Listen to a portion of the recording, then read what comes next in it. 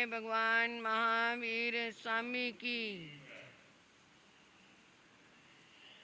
बनवारी रे जिनका सहारा तेरा नाम रे, बनवारी रे जिनका सहारा तेरा नाम रे, मुझे दुनिया वालों से क्या काम रे, मुझे दुनिया वालों से क्या काम रे। ये कौन बोल रही है? ये किसके भाव हैं? मैं आपसे पूछ रही हूँ, किसने बोले होंगे ये?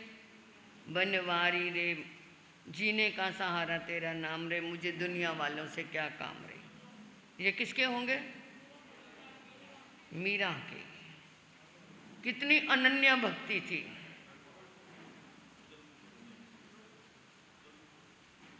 ईश्वर नाम चाहो। कितनी अनन्य भक्ति थी कृष्ण के प्रति कि वो कहती है मुझे दुनिया वालों से क्या काम रे। राणा परिवार की वो पुत्र वधू, फिर भी वो गली गली राम कृष्ण के गीत गाती फिरती है। और उधर द्रौपदी जब लाज उतारी जा रही है उसकी, उसने शुरू में ऐसे एक हाथ से अपना पल्लू पकड़ा और एक हाथ जोड़ा, पल्लू अपना पकड़ा कि मेरी लाज बची रहे, परंतु जो ही दुशासन ने झटका मारा तो उसका दूसरा हाथ भी जुड़ गया।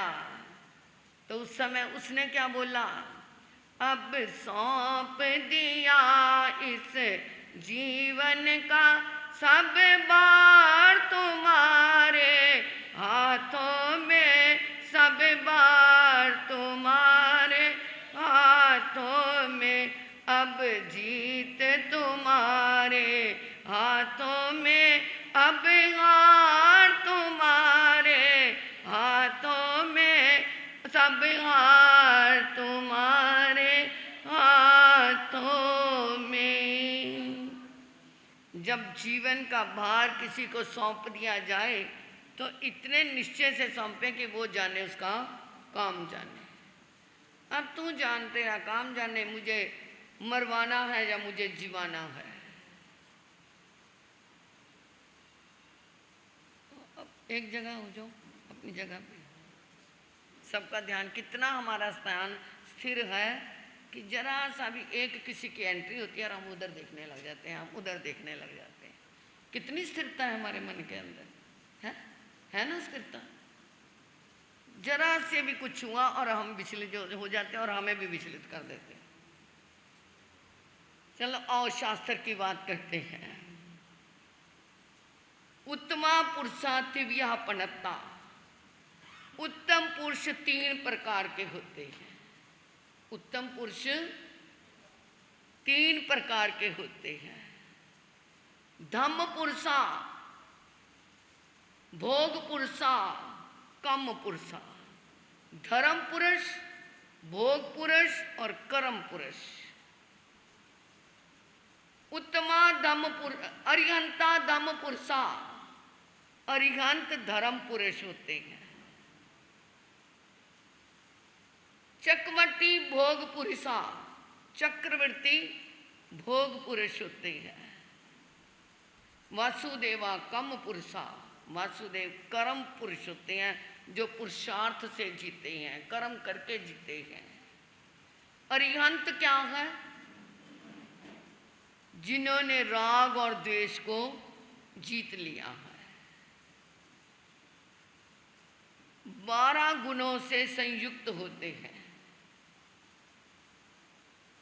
जहां चलते हैं ऊंची नीची भूमि अपने आप सम होती चली जाती है। अशोक वृक्ष उनके पीछे जाके स्थापित होता है। 3 छत्र ऊपर उनके समोसरण में अपने आप अधर लटकते हैं। चंवर ढुलाए जाते हैं। वो अपनी अर्धमागधी भाषा में बोलते हैं और वहाँ सुनने वाले अलग अलग भाषा वाले उसको अपनी अपनी भाषा में समझते हैं। त्रियंच सोचते हैं हमारी भाषा में बोल रही हैं, देवता समझते हैं हमारी भाषा में बोल रहे हैं, मनुष्य समझते हैं अपनी हमारी भाषा में बोल रहे हैं, परंतु वो केवल एक भाषा बोलते हैं। परंतु वो कन्वर्ट कैसे होते हैं, ये उनका अतिशय है। और आज साइंस ने इतनी तरक्की कर ली है। मैंने देखा था, ये है सन 84 की बात, ताल कटोरा स्टेडियम में पूज्य प्रवर्तक श्री भंडारी जी महाराज का, पद्मचंद जी महाराज का जन्मदिन मनाया था। तो वहाँ पर हमने जो प्रवचन किया वो हिंदी में किया, सबने किया हिंदी में, परंतु वहाँ एक मशीन ऐसी लगी हुई थी, उसने उसे 18 भाषाओं में बदल दिया। अंग्रेज़ी में, पंजाबी में, उर्दू में, इंग्लिश में, अपनी अपनी फ्रांसीसी में, सब अब 18 भाषाओं में उस प्रवचन को बदल दिया। परंतु ये तो मशीन ने बदला, वो तो हमारे अरिहंत प्रभु की वाणी में अतिशय ऐसा होता है कि वो कितनी भाषाओं में सुनने वालों को ऐसा लगता है वो हमारी ही भाषा में बोल रहे हैं। इंग्लिश वाला सोचता है वो इंग्लिश बोल रहे हैं, पंजाबी वाला सोचता है पंजाबी बोल रहे हैं, परंतु वो उनका एक अतिशय शक्ति होती है। तो ये होते हैं अरिहंत। और भोग पुरुषा चक्रवर्ती, चक्रवर्ती अगर किसी की रिद्धि की कहे जाए तो चक्रवर्ती के समान किसी के पास रिद्धि नहीं है। किसी के पास इतनी धन दौलत नहीं है जितनी चक्रवर्ती के पास होती। 6 खंड का मालिक होता है, 96 करोड़ उसकी पैदल सेना, 96 करोड़ उसके हाथियों की सेना, 96 घोड़ों की सेना, 32,000 राजा उनके हाथ जुड़े हुए हमेशा क्या उनके आगे झुके रहते हैं। ऐसी रिद्धि समृद्धि के वो मालिक, परंतु एक संत के सामने चक्रवर्ती के भी क्या जुड़ जाते हैं, है ना। संतोष की शान निराली है, संतोष की शान निराली है। राज मिले महाराज मिले, राज मिले महाराज मिले, राजा भी बनता सवाली है। संतोष की शान निराली है, त्याग की शान निराली है। एक दिन का क्या, एक 5 मिनट का बना हुआ संत भी चक्रवर्ती के सामने आए तो चक्रवर्ती के क्या जुड़ जाएंगे। तो किसकी शान निराली है, त्याग की, संतोष की, जिन्होंने सब कुछ त्याग दिया है। तो ऐसे चक्रवर्ती जिनके पास इतनी रिद्धि है, साथ में प्रभु ने क्या फरमाया, अगर वो रिद्धि का त्याग करके साधु जीवन नहीं लेता तो मर के कहाँ जाता है, नरक में उसकी स्थान है। सब चीज़ों का त्याग करके वो चक्रवर्ती साधु जरूर बनता है। केवल 2 तीर्थंकरों चक्रवर्तियों ने क्या नहीं किया था, त्याग नहीं किया था। बाकी क्या है, चक्रवर्ती कितने होते हैं, 12 चक्रवर्तियों में 10 ने त्याग करके अपना मोक्ष स्थान लिया, परंतु 2 क्या है, त्याग नहीं किया जिन्होंने।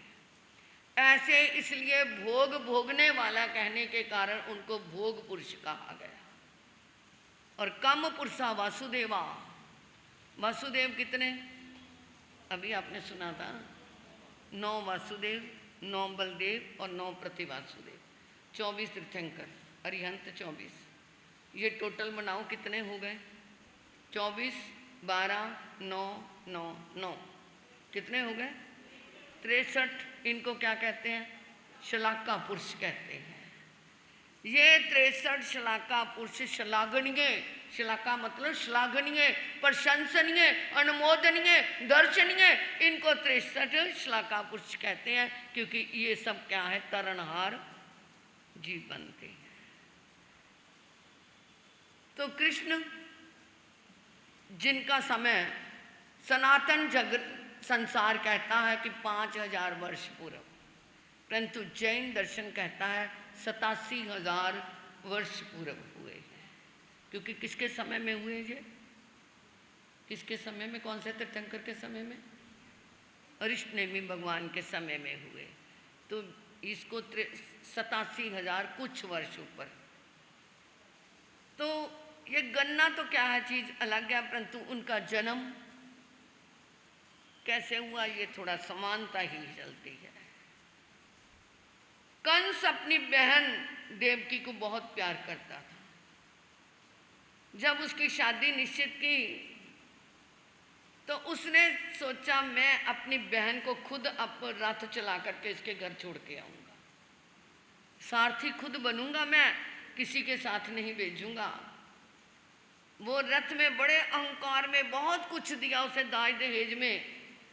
अब वो छोड़ने जा रहा है, रास्ते में एक संत आ गए, फकीर आ गया, कहता अरे पीछे हट, तुझे पता नहीं राजा अपनी बहन को ससुराल छोड़ने जा रहा है। अरे किस पे मान करता है, अहंकार करता है, इसी का बच्चा तेरे क्या है हत्या का कारण बनेगा। अरे क्या बकवास करता है, इसको डालो जेल में। इतने में भविष्यवाणी आ गई, कंस अहंकार न कर, इसी का बच्चा तेरी मृत्यु का कारण बनेगा। संत को तो जेल में डाला, परंतु भविष्यवाणी पे विश्वास आ गया। अब उसने सोचा क्या करूं, अंदर से तो डरा हुआ था, परंतु उसने जो देवकी के पति थे वसुदेव, उनसे बात की भी, देख मैंने शादी तेरे से की, तेरे तो मेरा मित्र भी है, परंतु इसकी सारी संतानें क्या होंगी तुझे मुझे देनी पड़ेंगी, मैं जो मर्जी करूं। अब बोलता क्या, राजा का वो तो है ही ऐसा था। जेल में डाल दिया, जेल में डाला, और जो भी संतान होती मरी हुई होती। इसका रहस्य तो हम अंतगार शास्त्र में खोलेंगे कि वो मरी हुई क्यों होती थी। बड़ा अहंकार में आ गया, मेरा डर देखो कितना जबरदस्त है कि पहले ही ये बच्चा मर जाता है मेरे डर के कारण। ये नहीं सोचा मैं कितना पापी हूँ, मैं कितना पापी हूँ कि मेरे डर से ये मर रही है, परंतु वो तो अहंकार में चल रहा था। अब एक मरा, दो मरे, तीन मरे, करते करते 6 मरे हुए आए। 7वीं संतान जब गर्भ में थी, देवकी को बहुत अच्छे अच्छे स्वप्न आ रहे थे। जब गर्भ में वसुदेव आता है तो वासुदेव की माँ को कितने स्वप्न आते हैं?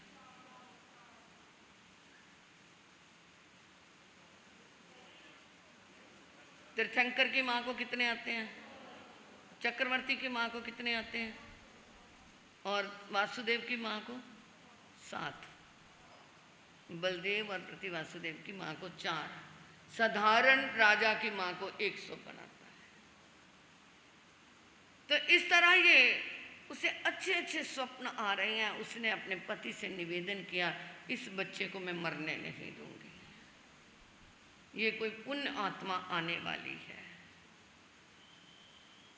इधर देवकी के दहेज में गोकुल कंस ने दहेज में दिया था, उसको जो प्रतिपालन कर रहा था वो नंद कर रहा था। नंद से वासुदेव की बातचीत हुई, वो कहता देख मेरी भी पत्नी गर्भवती है, तेरी भी, ये भी देवकी भी गर्भवती है, और आसार भी ऐसे लगते हैं कि सेम दिन में ही दोनों बच्चों का जन्म होगा। चलो जो मेरा बच्चा है तू ले लेना, मैं अपना बच्चा तुझे दे दूंगा, क्या कम से कम एक तो तुम्हारे पास बच जाएगा। बातचीत आपस में उनकी हो गई। रोहिणी नक्षत्र, भाद्रपद अष्टमी, रात्रि का समय, घनघोर बादल छाए हुए, और बच्चे का जन्म हुआ। पहरेदारों की अपने आप ही नींद लग गई, दरवाजे भी, ताले भी सिंख चौके, कैद के ताले भी खुल गए। टोकरी में डाला, सिर पे लिया, रास्ते में यमुना पड़ती थी, यमुना को पार कर रहे थे कि वो पानी ऊपर ही ऊपर चढ़ता जा गया है, और वो देखते कि अब मैं डूब जाऊंगा। ये बात क्या है? स्वप्न तो इतने अच्छी आई, इस जीव को बचना चाहिए, परंतु क्या? तो वो जो जन्म हुआ बच्चे का, वो कृष्ण, उसने अपना पैर बाहर टोकरी के कर दिया, यमुना ने पैर छुए और बिल्कुल रास्ता दे दिया और वो पहुंच गया वहाँ पे गोकुल में। उधर लड़की का जन्म हुआ, जल्दी जल्दी लड़की ली और लड़का दे करके आ गया वापिस। जब आया तब जा कर के पहरेदारों की नींद खुली और बच्ची का रोना सुन कर के पहरेदार ने कहा जन्म हो गया बच्चे का। कंस के पास समाचार पहुंचा कि ये जन्म हो गया है, परंतु लड़की लगती है, आवाज में कुछ अंतर है। कंस आया भटक भटक करके, आकर के देखा अरे ये क्या, सब भविष्यवाणियां खत्म हो गई, 7वां बच्चा मुझे क्या मारेगा, ये तो लड़की है। उसे लिया दीवार से पटक करके मार दिया और वो क्या हो गई, बिजली बन करके ऊपर चली गई। आवाज करती है कंस तू किसे मारना चाहता है, तेरे को मारने वाला तो गोकुल में पल रहा है। सहम गया, बहुत प्रयास किए, पूतना दासी भी भेजी जहर लगा करके कि उस बच्चों को दूध पिला करके आ, जितने नवजात बच्चे हैं, परंतु वो कृष्ण ने तो उस पूतना को भी मार दिया। सब कुछ कर दिया, परंतु कृष्ण किसी के हाथ में नहीं आया। 12 साल का था केवल कृष्ण और बलराम, रोहिणी का मतलब बेटा यशोदा का। तो वो क्या है, दोनों मिलकर के, बलराम जो है यशोदा का बेटा था, वो दोनों मिलकर के कंस को मारने चले गए और कंस को पछाड़ दिया। कितना क्या है, 12 साल का बच्चा क्या होगा। कर्म किसके आगे आते हैं, कर्मों का फल तो पाना पड़ता है। अत्याचारी कंस के कितने अत्याचार थे कि उसे मरना ही पड़ा। भगवान का कहना है, भगवान का कहना है, अपने कर्मा दा फल भोगना पैना है, अपने कर्मा दा फल भोगना पैना है। होनी सब उत्ते आनी है, होनी सब उत्ते आनी है, चाहे कोई अरबपति चाहे निर्धन प्राणी है, चाहे कोई अरबपति चाहे निर्धन प्राणी है। मारा गया कंस। अपने नाना को जो जेल में डाला हुआ था कंस ने, उनको निकाला और राज्य उन्हीं को सौंप दिया। नैतिकता का सहारा लिया कि नहीं, ये राज्य पिता का अधिकार था, उन्हीं को सौंप दिया। ऐसे थे कृष्ण, जिन्होंने जीवन में अत्याचारों को हमेशा समाप्त करने की सोची। जब वो यशोदा के यहाँ पल रही हैं, बड़े लाड, बड़े प्यार, बड़े कुछ कर रही है, और कभी वो क्या है, मिट्टी खाते पकड़े गए, मिट्टी खाते थे, पकड़े गए। यशोदा ने मुंह पे तमाचा मारा, तो खोल मुंह, निकाल मिट्टी, खोल मुंह। जो ही मुंह खोला तो उस मुंह के अंदर तीनों लोकों के दर्शन करवा दिए यशोदा, तीनों लोकों के। हाथ जुड़ गए, आंखें बंद हो गई। ये तो कोई साधारण बच्चा नहीं है, किसी को नसीब नहीं होते तीनों लोकों के दर्शन होने, पूरे ब्रह्मांड के दर्शन करवा दिए।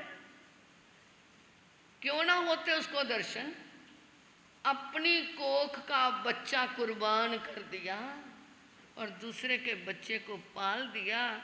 तो ऐसी कुर्बानी है किसी के पास? अपने बच्चे को मरवाया जाता है। कोई कोई माँ होती है, किसने मरवाया था और मैंने सुनाया था, हैं? पन्ना धाई ने अपने बच्चे को मरवाया था और उदय सिंह को जीवन दान दिलवाया था। तो यशोदा ने भी अपने बच्चे की कुर्बानी दी और यशोदा ने उस कृष्ण को पाला। देवकी लाल तेरा, कृष्ण गोपाल तेरा, देवकी लाल तेरा, कृष्ण गोपाल। कालिदास जी का अभिज्ञान शकुंतलम पढ़ो आप, उसमें इसका वर्णन आता है। तो वो एकदम तड़प उठी, नहीं ऐसा ना करो, मुझे गलती माफ़ करो। जब वो तुम अपनी कोई निशानी उनको दिखाएगी, तुम्हारे याद आ जाएगा। अंगूठी दिखाई थी तब जाकर याद आया था। तो ऐसा ही वो दुर्वासा महर्षि अपने सारे साथियों को, अपने संतों को साथ लेकर के चल रहे थे। सोचा आज कृष्ण के यहाँ जाके भोजन करेंगे। कृष्ण जी यमुना के किनारे स्नान करने गए थे। उन्होंने देखा दुर्वासा ऋषि आ रहा हूँ मैं तेरे यहाँ भोजन करने, मेरी सारी संत मंडली भी आएगी। फटाफट घर में आए और देखा कुछ भी नहीं था।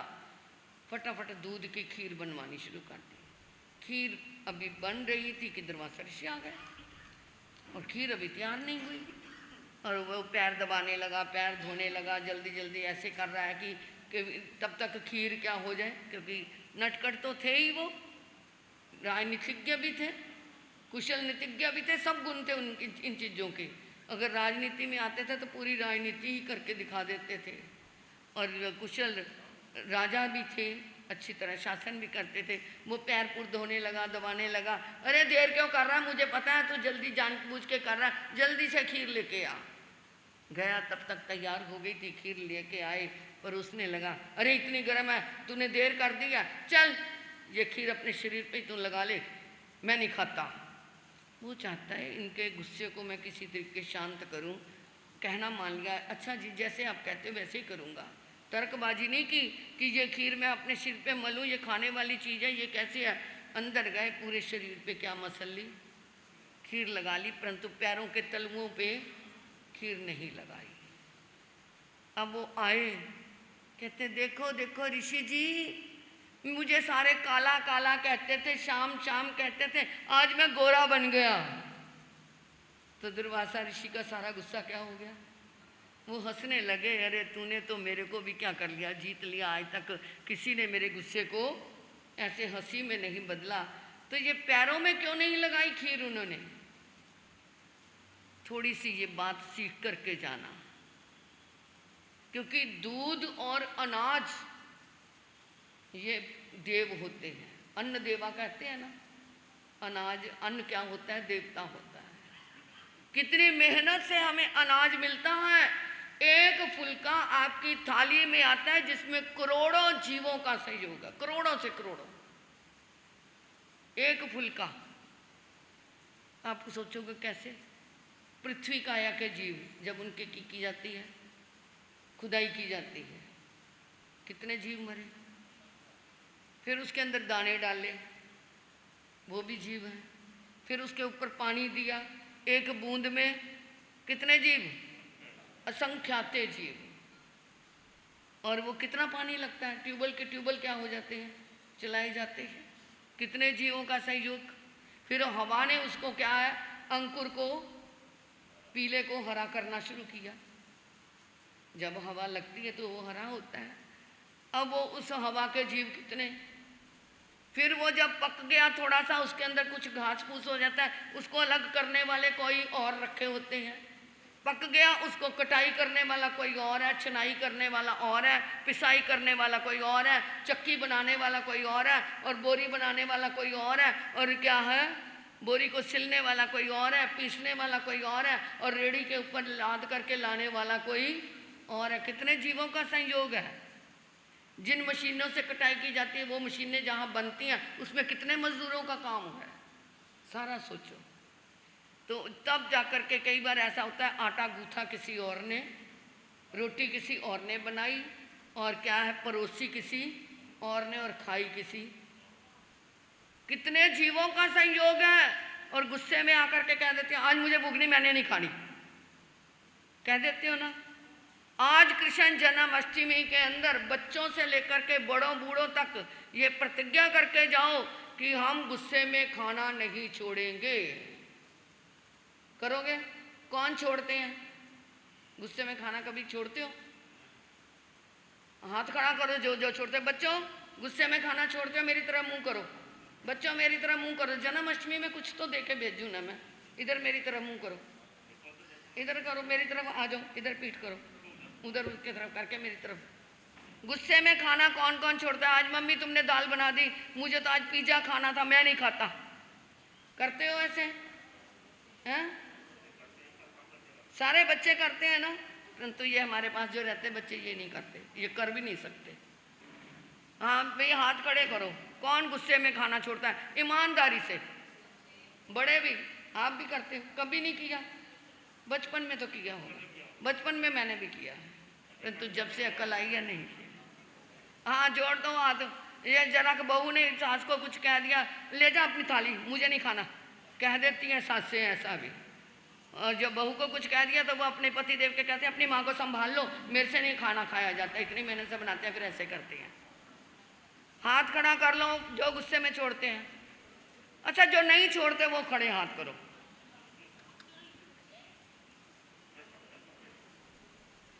चलो आज सब जो नहीं छोड़ते या जो छोड़ते हैं सब अभी प्रतिज्ञा तो नहीं की हुई, आज कृष्ण जन्माष्टमी का ये गिफ्ट दे के जाओ कि किसी ने भी गुस्से में आकर के खाना नहीं छोड़ना। इधर अनूप, इधर आओ। नहीं नहीं मैं काम करवा लूंगी, अरे हो जाएगा काम, बैठे थे। ये भरी सभा के अंदर ऐसे करोगे बहुत पाप लगेगा, बैठ जाओ यहाँ पे।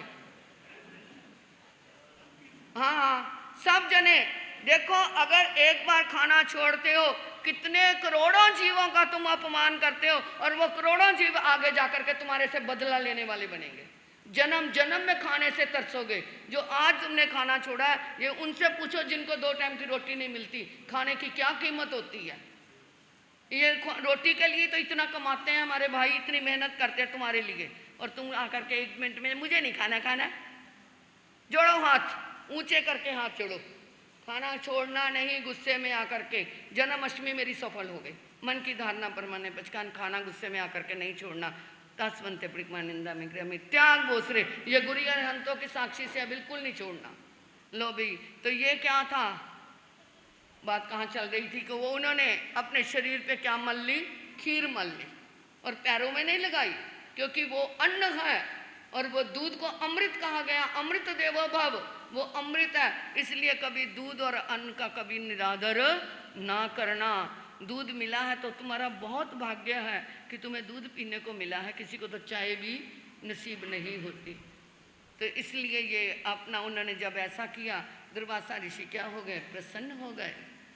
और उन्होंने कहा देख जितने शरीर पे तेरे ये खीर लग चुकी है, तेरा शरीर वज्र बन गया है, किसी का भी तेरे ऊपर कोई भी वार नहीं लगेगा, परंतु तेरे जो पैर कच्चे रह गए।